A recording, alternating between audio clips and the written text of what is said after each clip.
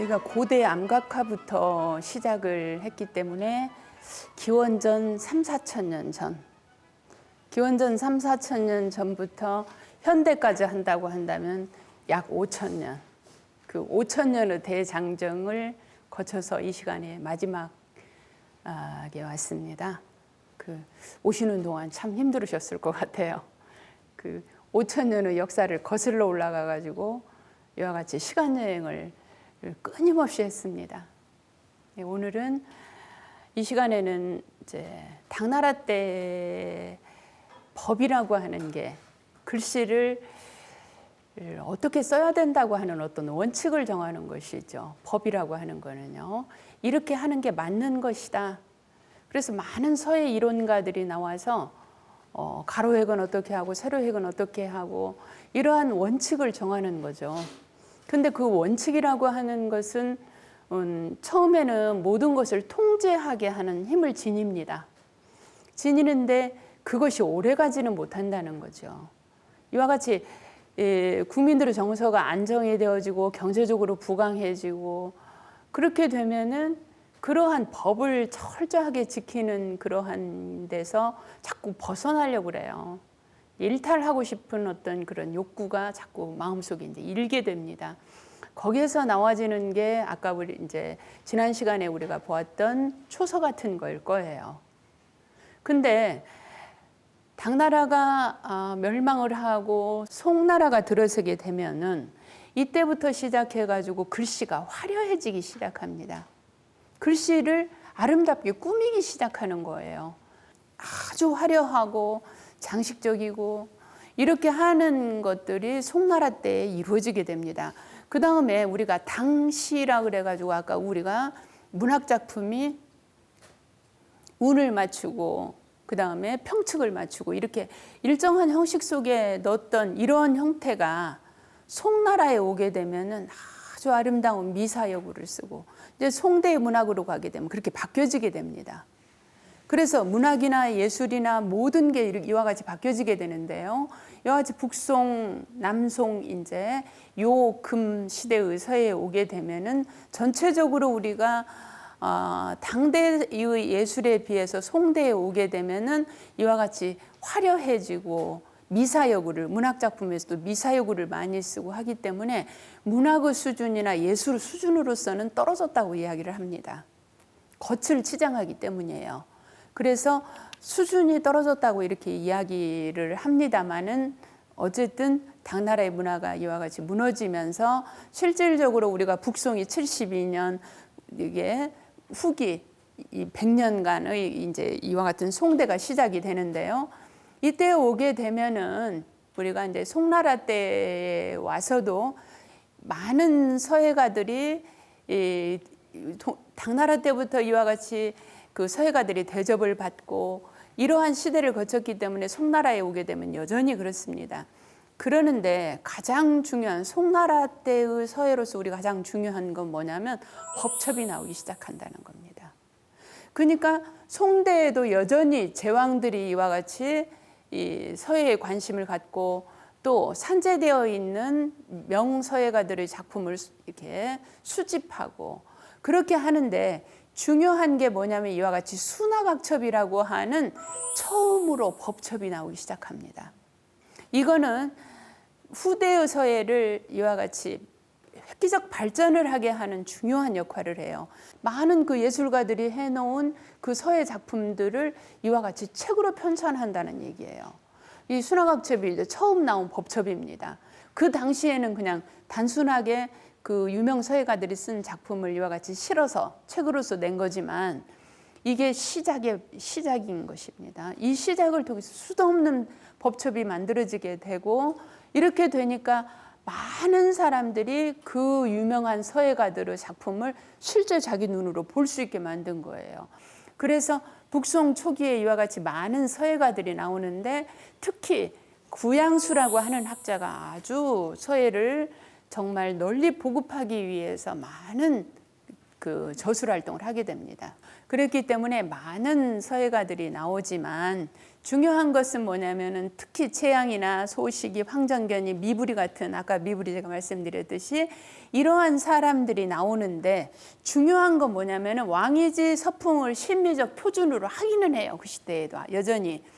그렇지만은 왕이지 법에 매이는 것보다는, 법칙에 매이지 않고 이와 같이 자유롭고 자기만의 어떤 아름다움을 드러내려고 하는 욕구를 갖게 됩니다. 이 시대에 오게 되면. 그러면은 당나라 때의 중당 이후에 서예가들이 이와 같이 법에 매이지 않는 글씨를 쓰려고 하는 시도가 그 성과를 이룬 건 송나라 때죠. 그러다 보니까 송나라 때 오면은 이와 같이 법에 매이는 글씨가 과연 예술이냐, 이런 거에 대한 회의를 갖기 시작하는 거예요. 그래서 나만의 개성을 드러낸 글씨. 그러면 나만의 개성을 드러내기 위해서 어떻게 해야 되느냐. 그러면 이 시대에 오면 어떨 것 같으세요? 완전히 글씨가 바뀌어지게 되겠죠. 이게 이제 송나라 때 사람입니다. 이게 어디 글씨 같으세요? 당나라 때 같으면 상상도 못하는 이런 글씨가 송나라 때 오면 나오게 됩니다. 그래서 송나라 때 오게 되면은 이렇게 자유스러운 나만의 글씨, 나의 개성을 드러낸 이러한 글씨. 근데 여전히 이때까지만 하더라도 왕이지 위상은 깨지지 않습니다. 그러니까 모든 법칙을 왕이지를 통해서 찾으려고 해요. 그러나 그 가운데서 거기에 매이지 않고 자기의 자유로운 자기만의 어떤 법칙을 하려고 했었고, 이 시대에 오게 되면 주로 이제 뭐 편지글 같은 거, 이런 것들을 통해서 많이 쓰여지게 됩니다. 아까 우리가 당나라는 해서가 가장 주된, 우리가 당하면은 당해 이렇게 이야기하는데, 송나라에 오게 되면은 아까 어때요? 법칙에 매이는 게 이제 짜증난다 그랬어요. 그러니까 내가 과연 법칙에 매달려야 되는가, 이렇게 되니까 나의 자유스럽게 내 특징을, 내 개성을 드러내기 위해서는 어떤가요? 서가문이라든가 이런 것들이 성행하게 되겠죠. 그래서 행초가 성행하게 됩니다. 해서보다는. 그래서 해서를 쓰는데도 이와 같이 법칙에 철저하게 매이지 않고 조금 자유스러운 해서, 이런 것들이 쓰여지게 된다는 거죠. 중요한 건 이 시대에 오게 되면 성리학입니다. 지금 우리나라에도 주자가 정리한 주자주를 단 주자주가 우리나라에, 조선조에 우리나라에 들어오게 되죠. 그래서 그 당시에는 주자를 공부하지 않으면 이거는 완전히 뭐 역적 정도로 그랬단 말이에요. 만약에 다산이 그 시대에 유배를 안 갔으면은 여유당 전서라고 하는 걸 쓸 생각도 못했을 거예요. 그렇게 오랜 기간 동안 유배가 있었기 때문에 그 책을 쓸 수 있었던 거예요. 완전히 주자를 그냥 비평하는 그런 글을 자유스럽게 쓸 수 있었던 것은, 그리고 그 책이 만약에 그 세상에 나왔다고 한다면 뭐 당장 목이 달아날 지경이었죠. 그 당시에는. 성리학이 성행하게 됩니다. 성리학은 관학으로서, 나라에서 관학으로 성리학을 쓴 거예요. 그랬기 때문에 성리학의 영향은 굉장히 크게 미치게 됩니다. 그러면 성리학이라고 하는 것은 바로 이와 같이 우주 이치를, 하늘의 이치를 리와 기로서 설명을 하게 되죠. 이치라고 하는 것으로서. 그 이전에 모든 그 유학이 이와 같이 주제적 천, 성선이라든지 뭐 성악이 됐든지 모든 주제적 천을 인정하는, 천명을 인정하는 그러한 천이었다고 한다면, 송명대에 오게 되면은 주제적 천을 이와 같이 인정하지 않고 이치로서의 천을 인정하는 거예요. 이치천을. 그래서 모든 전통적 법칙에 매이기보다는 우주와 자연이 만물을 법삼는 거예요. 그러다 보니까 자꾸 우주 만물 속에서 글씨의 근원을 찾으려고 하는 많은 서론이 나오게 됩니다. 여기 보면은 진나라 때의 상운, 당나라 때의 상법, 송나라 때에 오게 되면 상의, 상태란 말이에요. 의를 숭상하고 이와 같이 태라고 하는 것은 모습이죠. 그래서 글씨의 모양이 추구하게 되니까 온갖 글씨들이 다 나올 수밖에 없죠. 또 자기 개성을 드러내는 글씨를 쓰려고 생각했기 때문에 그 뭐 당연히 그렇죠. 아주 다양한 글씨가 나오게 됩니다. 그래서 전체적인 서예사에서 본다고 한다면 송나라 서예를 높이 치진 않습니다. 왜 그러냐면 지나치게 형태에 치중했던 그런 시대다. 자신의 철학이라든지 자신의 성정이라든지 석원기라고 하는 것이 문자향 석원기 이렇게 이야기하죠. 문자향이라고 하는 것은 우리가 아름다움을 추구해야 하지만 그 속에 문자가 지니고 있는 향기를 지니고 있는 거예요. 그럼 글씨라고 하는 것이 바로 서여기인이라고 하는, 글씨는 그 사람하고 똑같다. 글씨라고 하는 것은 그 사람하고 똑같기 때문에 그 글씨 속에 이와 같이 문자향 석원기를 지니고 있어야 된다는 거예요. 그래서 이와 같은 문자향 석원기라고 하는 것이 이 시대에 오게 되면은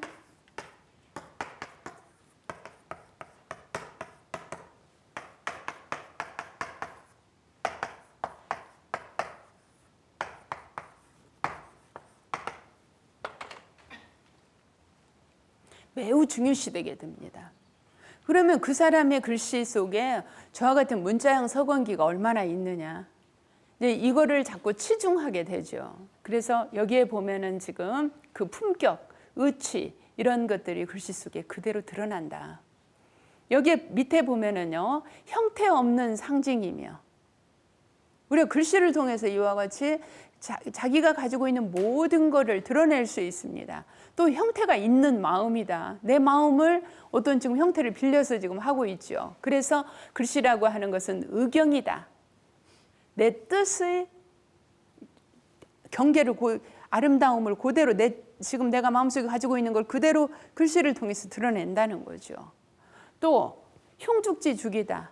내 마음 가슴 속에 대나무를 키우는 것처럼 이와 같이 글씨를 통해서 그거를 드러낸다. 그 다음에 신체다. 내 마음의 색깔이란 말이에요, 저게.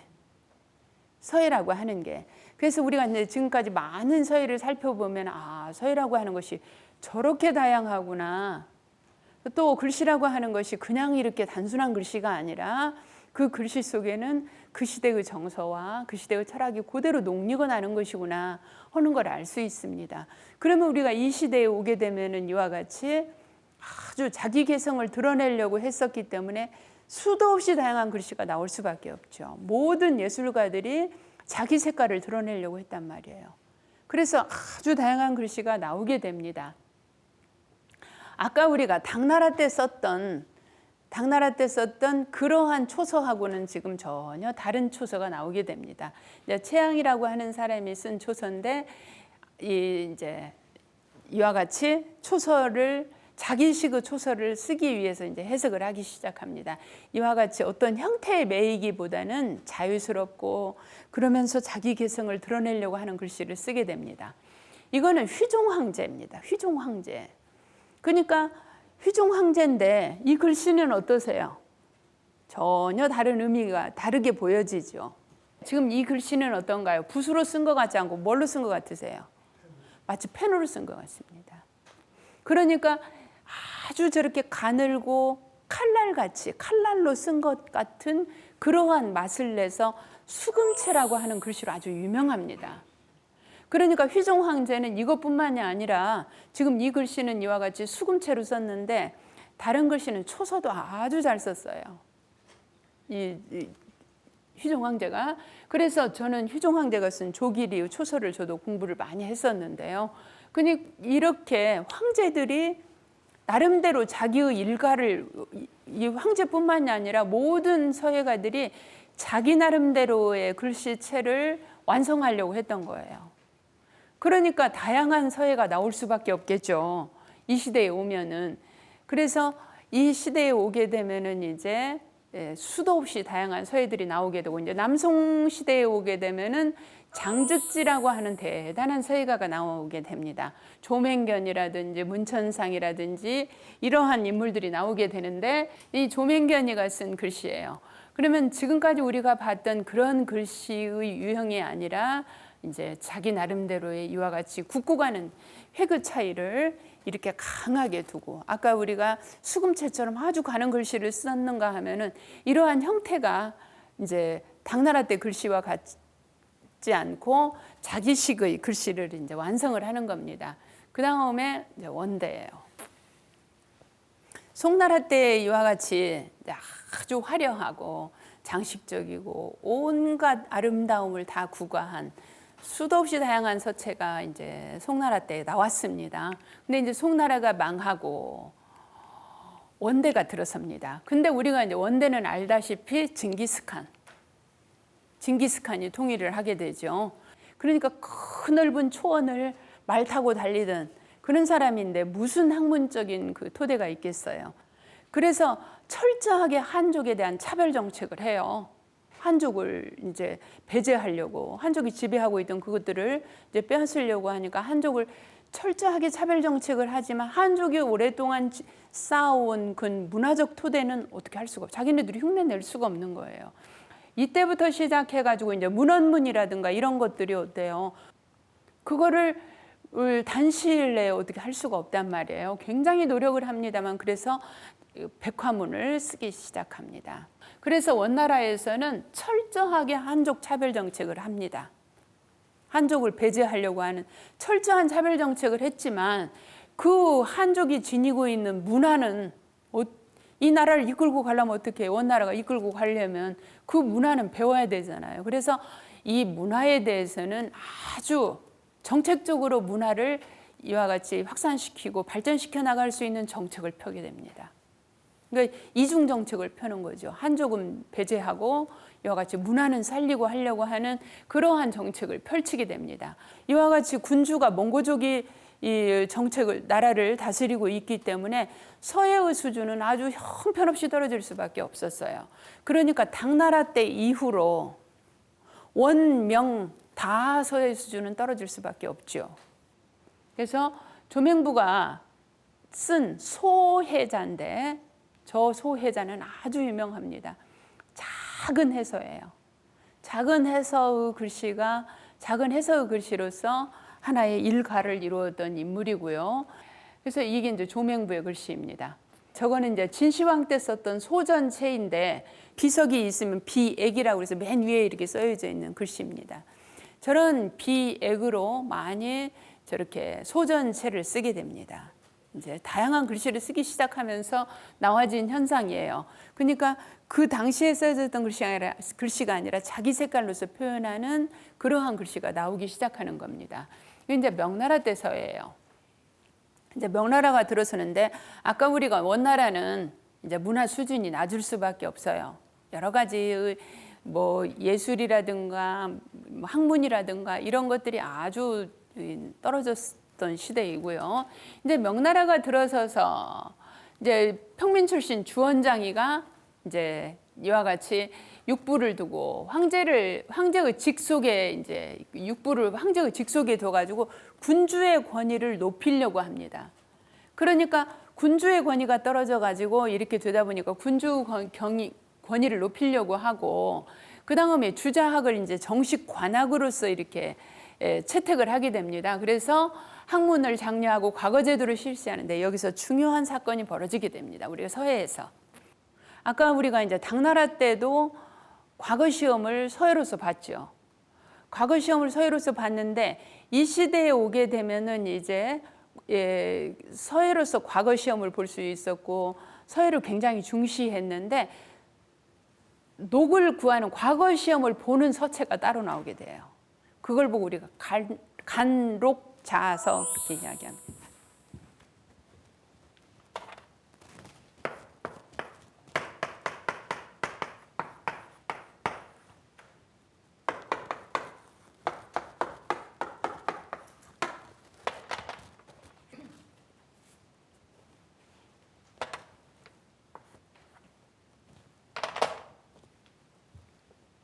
녹을 구하는 글씨가 나오게 되는 거예요.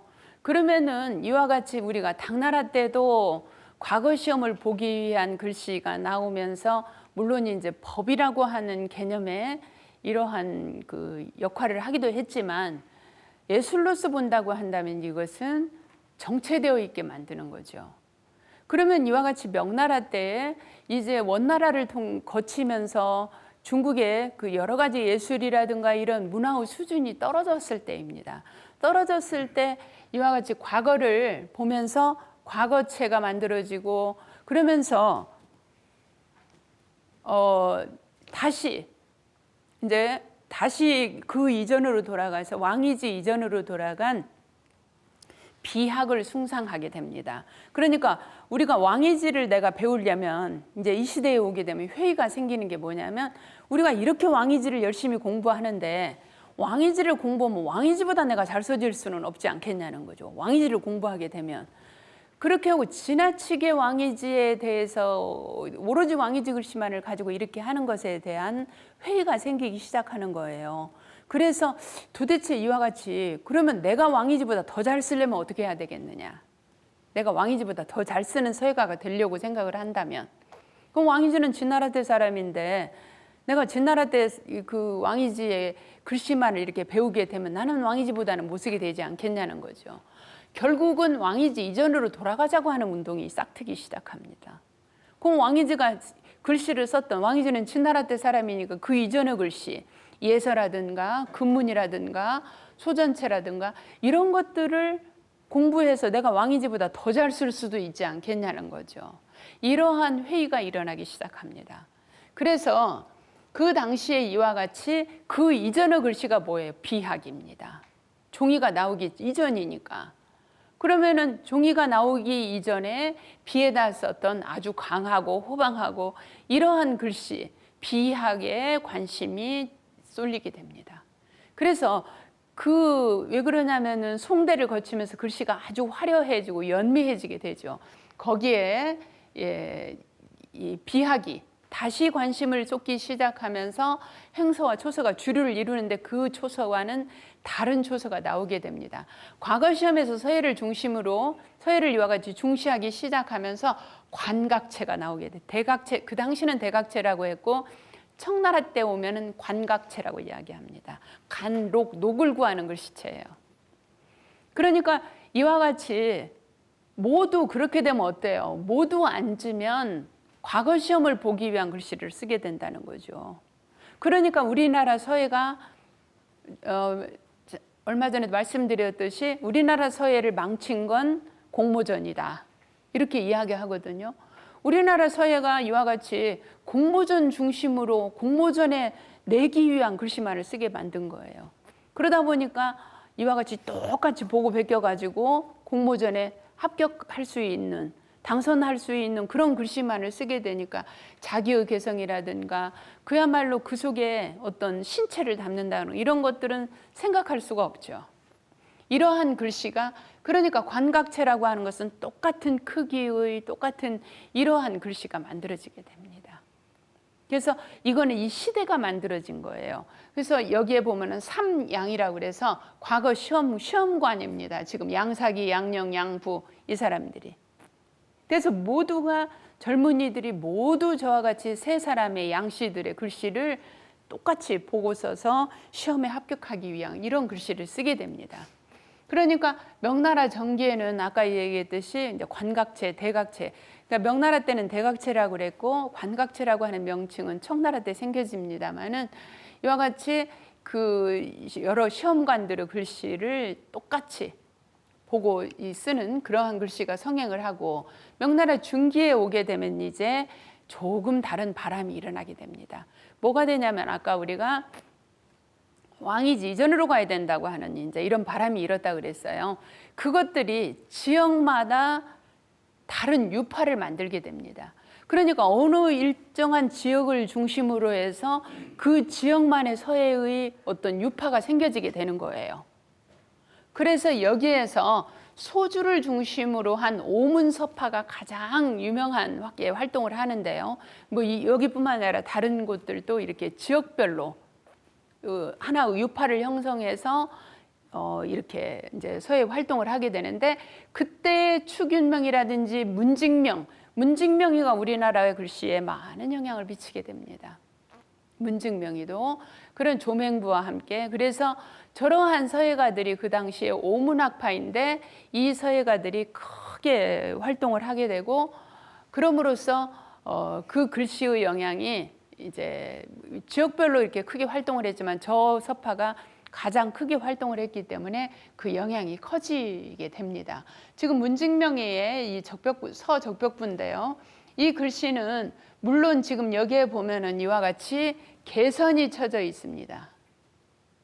한 칸 안에 글자를 하나씩 집어넣었어요. 경전 우리가 쓰듯이 사경하듯이 저렇게 썼기 때문에 글씨의 변화가 적은데 저거 이제 이 문증명이 저러한 글씨가 우리나라에 많은 영향을 미쳤던 아까 우리가 조명부 글씨와 함께 영향이 미쳤던 그러한 글씨의 형태입니다. 이 축인명이 글씨예요. 근데 이거는 아까 어때요? 자기 개성이 그대로 드러나야 된다 그랬습니다. 그래서 완전하게 어떤 형태 속에 매이는 것이 아니라 지금 여기에 보세요. 화자 보면 이게 여기까지 내려와서 그리고 노자는 여기까지 올려버렸어요. 여기 행자 보세요. 완전히 뭐 글씨 행자를 이렇게 써놨단 말이에요. 그러니까 이렇게 글씨 속에 자기의 개성을 그대로 드러내는 이러한 글씨가 여전히 이 명나라 때에도 쓰여지게 된다.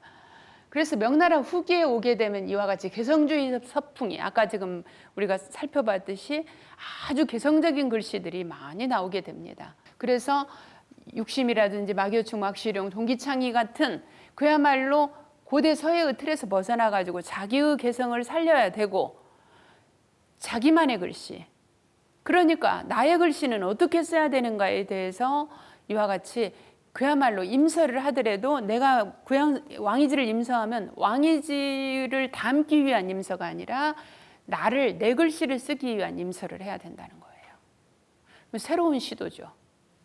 이와 같이 명나라 때 오게 되면은 이러한 시도를 하기 시작합니다. 그래서 나온 글씨들이에요. 그러면은 지금 여기 동기창이라든지 장소도라든지 왕탁이라든지 저런 글씨들을 보면은 이 세 개의 초서가 완전히 다른 글씨를 쓰고 있죠. 전혀 다른 글씨를. 이거는 그 시대가 만들어낸 거예요. 만약에 동기창이 같은 사람이 당나라 때 살았다고 한다면 저런 말을 할 수도 없고 저런 관점을 가질 수도 없다는 거죠. 그래서 전혀 다른 자기만의 글씨 이런 것들을 이와 같이 옛 법을 익히기는 하되 내가 나의 글씨를 쓰기 위한 공부로서 이제 전환한 겁니다. 굉장히 중요한 역할을 하게 되죠. 이때 이제 청나라가 옵니다. 청나라는 아주 중요한데요. 이제 청나라가 오게 되면은 물론 이제 정치적으로는 이제 원나라, 명나라에 이어서 청나라도 여전히 어지럽습니다. 어지럽지만 이 청나라 때에 오게 되면은 이제 인쇄술이 아주 발달을 하게 되죠. 아주 뭐 그 이전에 이미 이제 법첩이라든가 이런 게 많이 나왔고 또 중요한 게 뭐냐면 고증학이라든지 훈고학이라든지 금석학이라든지 이런 것들이 학문적으로 발전하기 시작합니다. 실질적으로 청나라라고 하는 나라는 이제 뭐 멸망이야 저렇게 이제 임금이 자결을 하는 데까지 가서 멸망을 하게 됩니다만은 청나라의 학문을 우리가 아주 중요시 여기는 것은 전 박학입니다. 우리가 저걸 박학이라고 이야기하는데요. 이 박학이라고 하는 것은 청대의 아주 대표적인 학문입니다. 그러면 그 이전에 이와 같이 성리학이라고 하는 학문이 아까 성행했었어요. 송명대에.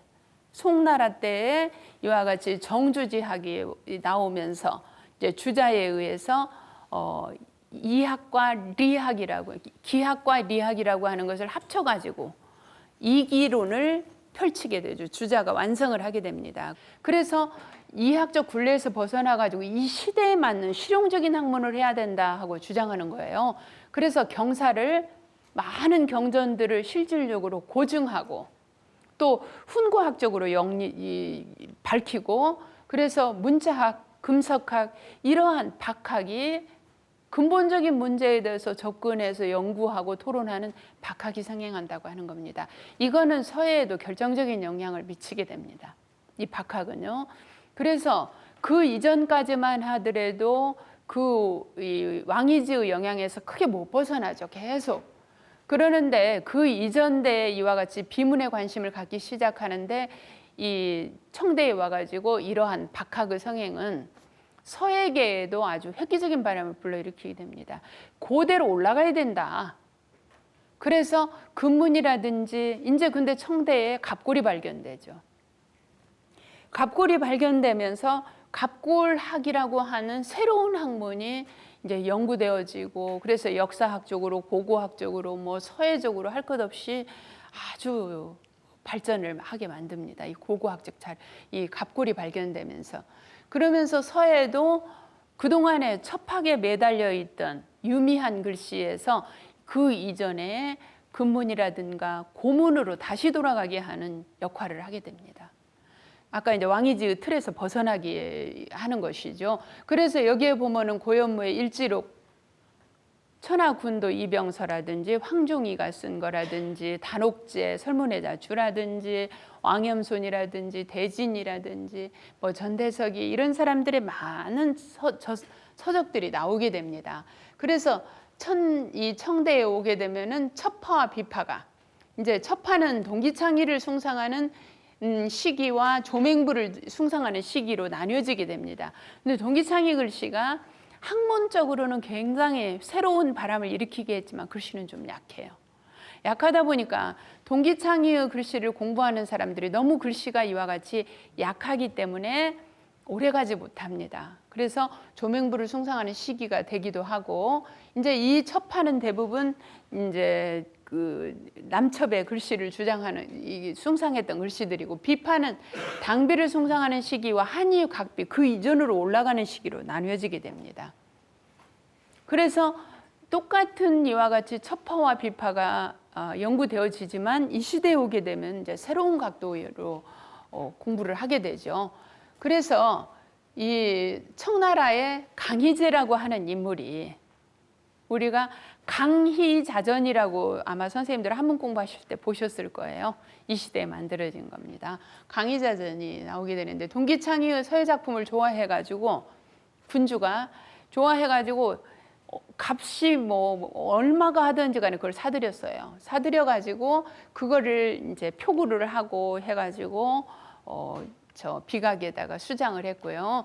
이때 갈록정체라고 하는 과거 시험 표준서체 이것들이 성행을 하게 됐다. 이 글씨 한번 보세요. 어떻게 보이세요? 이 글씨가 아주 고박해 보이죠. 글씨가 뭔지 순진한 사람, 어린애가 쓴 것 같은. 이 팔대산인이라고 하는 사람은 아주 오래 살아서 유명했던 작가인데, 그림도 마찬가지고 저와 같이 글씨 속에 군살이 하나도 없습니다. 군살이 하나도 없는 골기만 살아있는 글씨. 그 다음에 어떤 형식에 매여서 아름답게 쓰려고 하는 치장도 하지 않고, 그야말로 애기 같은, 우리가 이제 유치한 글씨다 그래서 어린아이, 어릴류, 어릴치, 어린아이 같은 글씨, 꾸밈이 없는 글씨. 이제 이러한 글씨까지 나오게 됩니다. 그게 이제 비학인데요. 비학이라고 하는 것이 아까 이제 이게 선진 시대로 올라가가지고 비학에 관심을 많이 가졌다 그랬는데, 종정이라든지 간독 오히려 위로 올라가는 겁니다. 금석학이 성행을 하기 시작하면서, 그래서 한이, 수닥, 석각이라든가 금석서체가 중심이 되는 이제 서학인데요. 많은 금속 자료가 출토되면서 등석여라든지 완원이라든지 이런 사람들이 이 금문이라든가 갑골문 아니면 소전체 이런 것들을 가지고 자기식으로 해석을 해서 글씨 작품을 많이 하게 됩니다. 또 이때가 되면은 전서라고 하는 게 아주 성행을 하게 돼요. 전서가 성행하게 되면서 인장서체, 그러니까 전각이 굉장히 유행을 하게 돼요. 우리 중국에 가면 서령인사에 이제 언제 여행하실 때 서령인사에 가보면 뭐 전체가 다 전각들 뿐입니다. 그러니까 그럴 만큼 전각 예술이 성행하게 돼요. 그래서 양수경이라든지 오창석이라든지 강유희 이런 인물들은 전부 다 아까 강유희 그 서예 이론가 말씀드렸었죠. 이런 사람들은 이와 같이 이 시대에 오게 되면은 물론 다른 서예도 성행을 하지만 다시 옛것, 그러니까 전서라든가 이런 것들을 다시 공부하고 그것에 대해서 그걸 가지고 자기식으로 해석을 한 거예요. 그럼 지금 이거 우리가 지금 이 글씨를 보면 이건 이제 소전체를 가지고 이제 황이라고 하는 인물이 했기 때문에 거의 소전체를 그대로 쓰고 있다고 볼 수 있는데, 얘를 한번 보세요. 얘는 지금 예서인데 한나라 때의 예서를 갖다가 저렇게 표현하고 있어요. 그 예서, 본래의 예서의 형태에서 완전히 벗어나가지고 자기식으로 해석을 한 거예요. 자기식으로 해석을 하고 저와 같이 전각 예술이 아주 성행하게 됩니다. 그래서 전각서체가 인장서체, 우리가 전각서체는 한나라 때의 인장서체와 진나라 때의 인장서체가 많이 성행을 하게 되는데 저거를 저와 같이 예술 작품으로서 이제 승화시켜서 표현하는 이러한 예술이 나오게 됩니다. 그래서 20세기 이후에 이제 청나라가 결국은 이제 문호를 개방하고 서구의 문물을 받아들이게 되죠. 그래서 이제 혁명이 일어나고 그렇게 하면서 서구 문물을 받아들이면서 서예도 아주 많이 변하게 됩니다. 그 예술이 중국의 이 서예라고 하는 게 중국의 서예뿐만 아니라 뭐 우리나라도 마찬가지입니다만은 이와 같이 동양 문화권에 있는 그러한 그 예술을 하는 사람들이 이와 같이 중국이 개방되면서 같이 변화하게 되죠. 서예도 마찬가지고요. 그래서 결국은 이제 중화민국으로서 새로운 출발을 하기 시작합니다. 이제 문호를 이와 같이 개방하게 되니까 예술도 마찬가지로 변화할 수밖에 없죠. 그래서 많은 서예가들이 나오게 됩니다. 그러면 지금 요거를 한번 보시면 어떤가요? 전혀 다른 그동안에 우리가 보았던 뭐 전서라든가 그런 형태가 아닙니다. 새로운 각도로 출발을 하게 되죠. 새로운 각도로 재탄생을 하게 되는 거예요. 이제 이렇게 갑골이라든가 저런 것도 새로운 예술품으로서 표현이 되게 되고요. 그럼 이때는 이제 모든 게 예술의 도구로서 사용이 됐는데 그 예술의 도구가 아까 어땠어요? 누구 어떤 틀에 매이지 않고 자기 개성을 드러내는 이러한 이제 예술로서 표현되다 보니까 지금은 온갖 글씨들이 다 자유스럽게 드러나게 됩니다. 이와 같이 모든 문화권이 하나로 묶이면서 현대에 오게 되면 어떤가요? 많이 달라지게 됩니다. 그러니까 이게 내 것이라고 고집을 할 수가 없는 거예요. 그러면 이 시대에 우리는 이 시대를 주도하고 있는 예술이 무엇이라고 얘기해야 되느냐? 이 시대를 주도하고 있는 예술은 따로 없습니다. 서예도 마찬가지예요. 앞으로는 서예가 이와 같이 옛날 글씨를 많이 써서 이러는 것보다는 서예 심리 치료라든가 이제 그러니까 서예 예술 치료입니다. 서예를 통해서 내 심리를 안정시키고 이러한 다각도의 방향으로 서예가 나갈 수밖에 없습니다. 왜냐하면 서예가 지니고 있는 그러한 공능과 위상이 아주 크고 넓습니다. 그렇기 때문에 서예가 앞으로 이와 같이 다각도로 무궁한 발전을 하게 될 거예요. 그래서 그러한 세상을 기대해 보면서 왜냐하면 서예는 서예 자체가 지니고 있는 이와 같이 나를 가라앉히게 할 수 있고 나를 돌아보게 할 수 있고 또 나를 서예를 통해서 드러낼 수 있는 분야입니다. 그렇기 때문에 이러한 서예가 앞으로 많이 행하여질 수밖에 없다. 성행될 수밖에 없다. 그래서 그런데 다 여러 각도로 각자의 각도로 이와 같이 발전이 되겠죠. 그래서 우리 서예가 앞으로 이와 같이 그 미래의 예술을 어쩌면 미래의 예술 중에서도 가장 중요한 어떤 위치에서 서예가 발전되어 나가지 않을까 하는 기대감을 가져보고요. 저희가 지금 이제 한 5,000년의 역사 시간 여행을 서예를 통해서 시간 여행을 했었습니다. 제가 지금까지는 모든 것을 그냥 법에 맞춰서 썼어요. 그 시대마다 법에 맞춰서 썼는데 그러면 우리가 현대적으로 표현한다면 어떻게 할 수 있을까? 그걸 한번 시연을 해보도록 하겠습니다.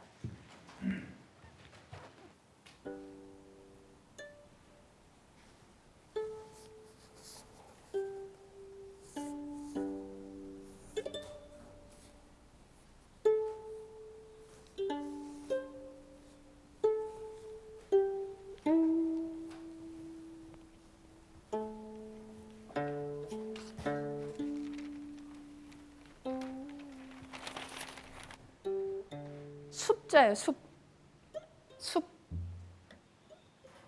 숲이라고 하는 글자예요. 기존에 제가 글씨를 쓰던 스타일하고는 전혀 다르죠. 기존에 쓸 때는 제가 법칙을 정확하게 지켜서 썼어요. 왜 그러냐면 그 시대에 유행했던 것이기 때문에 그거를 제가 보여드리느라고 그렇게 했는데, 지금의 예술은 물론 다 이러는 거는 아닙니다. 다 이러는 거는 아니지만은 이와 같이 이렇게 힘들이지 않고 그러면서도 아주 편안하고 또 아름답고 이런 것들을 추구하는 예술로 자꾸 흘러가게 된다는 거죠.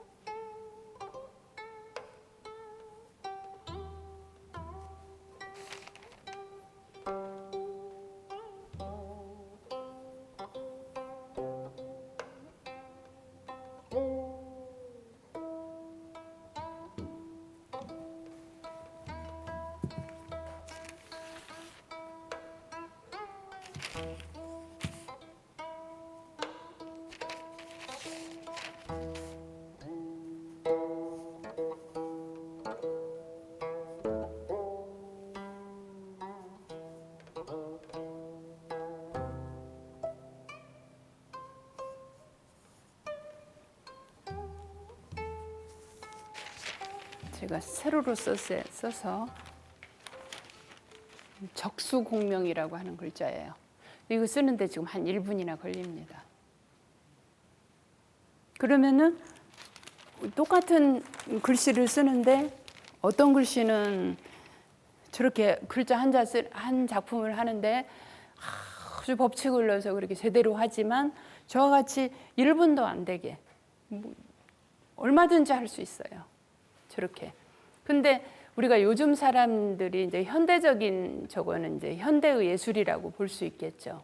모든 법칙을 저기다 담아서 여백도 두고, 그전에는 똑같은 간격 속에 똑같이 써야 되는데 그게 아니라 이와 같이 충분한 여백을 줘가지고 그 여백 안에 글씨를, 여백의 미까지 살려가면서 글씨를 크고 적고 무겁고 가볍고 이런 것들을 조화시켜서 그러한 예술로서 표현할 수 있는 게 이제 현대인들이 아마 추구하는 예술일 거예요. 저게 바로 우리가 지금 캘리그라피라고 하는, 이제 저기에다가 글씨 속에 아까 우리가 숲처럼 이와 같이 뭐 꽃잎을 쓴다, 내가 사랑을 쓴다, 그러면 사랑처럼, 인연이면 인연처럼 그렇게 쓴다고 한다면, 가령 내가 사랑을 쓴다면